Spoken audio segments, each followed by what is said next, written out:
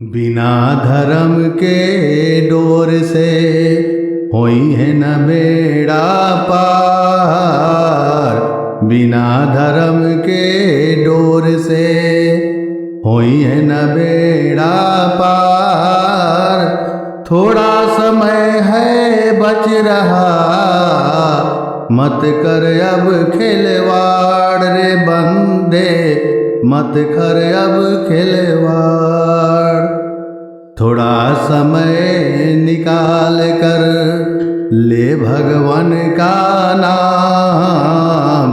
थोड़ा समय निकाल कर ले भगवान का नाम।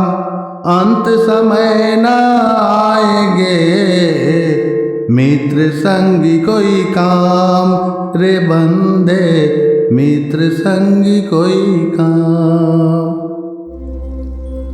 सच में भक्तजनों, ये बात पूर्ण सत्य है कि बिना धर्म के लगाव से जीवन की नैया पार नहीं हो पाती है। इसलिए थोड़ा सा ही समय निकाल कर प्रभु का गुणगान और प्रभु का कथा कहानी प्रवचनों का श्रवण अवश्य करना चाहिए। इससे जीवन में आई सभी विपदा स्वतः समाप्त हो जाती है और जीवन सुखमय हो जाती है और अंत में मोक्ष की प्राप्ति होती है। आइए सुनते हैं अधिक मास कथा अध्याय 3। ऋषिगण बोले, हे महाभाग, नर के मित्र नारायण नारद के प्रति जो शुभ वचन बोले वह आप विस्तार पूर्वक हमसे कहें। सूत जी बोले, हे द्विज सत्तमो, नारायण ने नारद के प्रति जो सुंदर वचन कहे वह जैसे मैंने सुने हैं वैसे ही कहता हूँ, आप लोग सुने। नारायण बोले, हे नारद, पहले महात्मा श्री कृष्ण चंद्र ने राजा युधिष्ठिर से जो कहा था वह मैं कहता हूं, सुनो।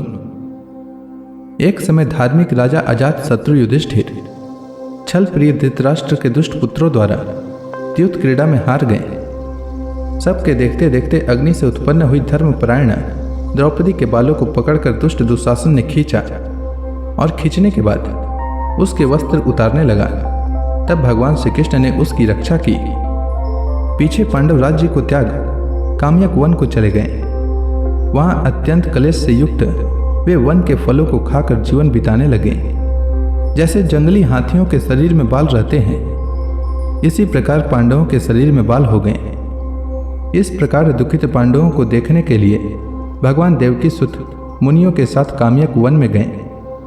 उन भगवान को देखकर मृत शरीर में पुनः प्राण आ जाने की तरह युधिष्ठिर, भीमसेन, अर्जुन आदि प्रेम विवल होकर सहसा उठ खड़े हुए और प्रीति से श्री कृष्ण के गले मिले और भगवान श्री कृष्ण के चरण कमलों में भक्ति से नमस्कार करने लगे। द्रौपदी ने धीरे धीरे वहां आकर आलस्य रहित होकर भगवान को शीघ्र नमस्कार किया। उन दुखित पांडवों को मृग के चर्म के वस्त्रों को पहने देख और समस्त शरीर में धूल लगी हुई, रूखा शरीर, चारों तरफ बाल बिखरे हुए द्रौपदी को भी उसी प्रकार दुर्बल शरीर वाली और दुखों से घिरी हुई देखा। इस तरह दुखित पांडवों को देखकर वे अत्यंत दुखी हुए। भक्त वत्सल भगवान धृतराष्ट्र के पुत्रों को जला देने की इच्छा से उन पर क्रुद्ध हुए। विश्व के आत्मा बाहों को चढ़ा गुरेर कर देखने लगे। करोड़ों काल के कराल मुख की तरह मुख वाले धधकती हुई प्रलय की अग्नि के समान उठे हुए ओठों को दांत के नीचे जोर से दबाकर तीनों लोकों को जला देने की तरह ऐसे उद्धत हुए जैसे श्री सीता के वियोग से संतप्त भगवान रामचंद्र को रावण पर जैसा क्रोध आया था। उस प्रकार से क्रुद्ध भगवान को देखकर कांपते हुए अर्जुन श्री कृष्ण को प्रसन्न करने के लिए द्रौपदी, धर्मराज तथा और लोगों से भी अनुमोदित होकर शीघ्र ही हाथ जोड़कर उनकी स्तुति करने लगे। अर्जुन बोले, हे श्री कृष्ण, हे जगत के नाथ, मैं जगत के बाहर नहीं हूँ, आप ही जगत की रक्षा करने वाले हैं। हे प्रभु, क्या मेरी रक्षा आप न करेंगे? जिनके नेत्र के देखने से ही ब्रह्मा का पतन हो जाता है, उनके क्रोध करने से क्या नहीं हो सकता है? यह कौन जानता है कि क्या होगा? हे संहार करने वाले, क्रोध का संहार कीजिए। हे जगतपते, आप जैसे महापुरुषों के क्रोध से संसार का प्रलय हो जाता है। संपूर्ण तत्व को जानने वाले, सर्व वस्तुओं के कारण वेद और वेदांग के बीज आप साक्षात श्री कृष्ण हैं। मैं आपकी वंदना करता हूँ। आप ईश्वर हैं, इस चराचरात्मक संसार को आपने उत्पन्न किया है, सर्व मंगल के मांगल्य हैं और सनातन के बीज रूप हैं। इसलिए एक के अपराध से अपने बनाए समस्त विश्व का आप नाश कैसे करेंगे? कौन भला ऐसा होगा जो मच्छरों को जलाने के लिए अपने घर को जला देता हो? श्री नारायण बोले, दूसरों की वीरता को मर्दन करने वाले अर्जुन ने भगवान से इस प्रकार निवेदन कर प्रणाम किया।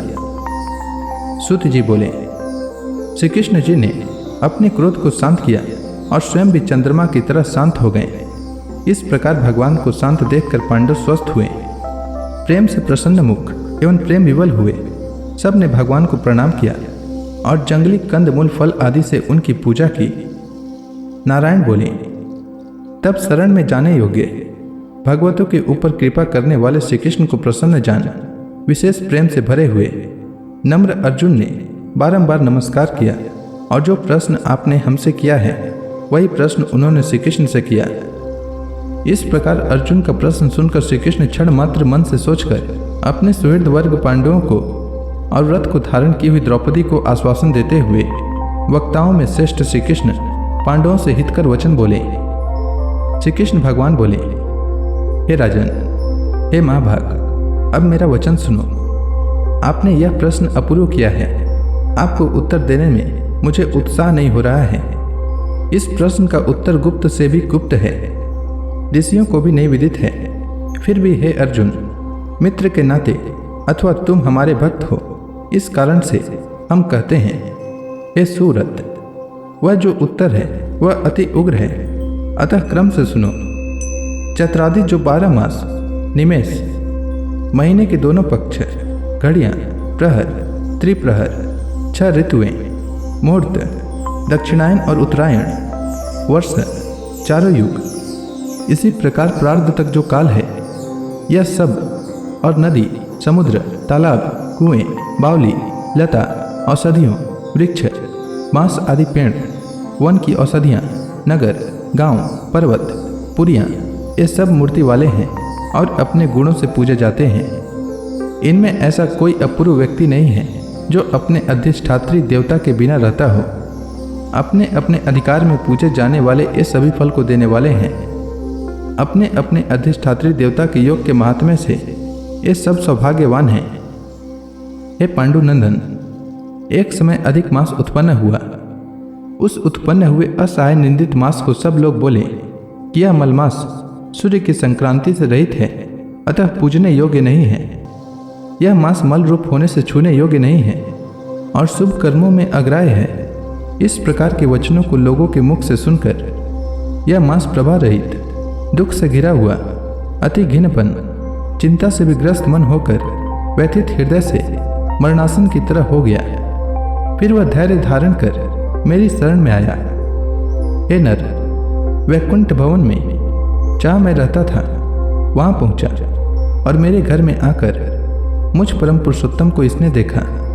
उस समय अमूल्य रत्नों से जड़ित सुवर्ण के सिंहासन पर बैठे मुझको देखकर यह भूमि पर साष्टांग दंडवत कर हाथ जोड़कर नेत्रों से बार बार आंसुओं की धारा बहाता हुआ धैर्य धारण कर गदगद वाणी से बोला। सूत जी बोले, इस प्रकार महामुनि बद्रीनाथ कथा कहकर चुप हो गए। तब नारायण के मुख से कथा सुन भक्तों के ऊपर दया करने वाले नारद मुनि पुनः बोले। नारद जी बोले, इस प्रकार अपनी पूर्ण कला से विराजमान भगवान विष्णु के निर्मल भवन में जाकर भक्ति द्वारा मिलने वाले, जगत के पापों को दूर करने वाले, योगियों को भी शीघ्र न मिलने वाले, जगत को अभय दान देने वाले ब्रह्म रूप मुकुंद जहाँ पर थे उनके चरण कमलों की शरण में आया हुआ अधिक मास क्या बोला। तो इसी के साथ यह अध्याय समाप्त हुआ। इसके आगे की कथा मैं कल के अध्याय में सुनाऊंगा। तब तक के लिए भगवान हरि का नाम लेते रहें। तो प्रेम से बोलिए भगवान विष्णु की जय, श्री कृष्ण भगवान की जय, समस्त देवी देवताओं की जय।